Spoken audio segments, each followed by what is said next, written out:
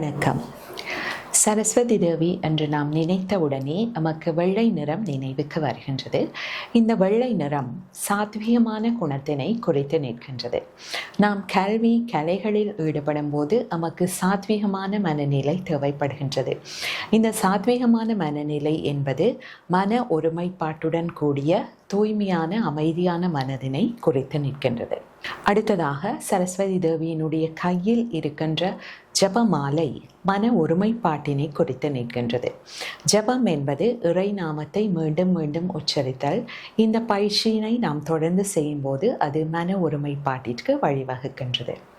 அடுத்ததாக சரஸ்வதி தேவி அமர்ந்திருக்கின்ற தாமரை மலர் 64 இதழ் கொண்டது. இது ஆயக்கலைகள் 64னையும் குறித்து நிற்கின்றது. சரஸ்வதி தேவி கலைகளுக்கு இருப்பிடமாக இருக்கின்றார். தொடர்ந்து அன்னப்பறவை பகுத்தறிவை குறித்து நிற்கின்றது. இந்த உலகத்தை நாம் எடுத்து பார்த்தால் நன்மை தீமையினுடைய கலப்பாக இந்த உலகம் இருக்கின்றது.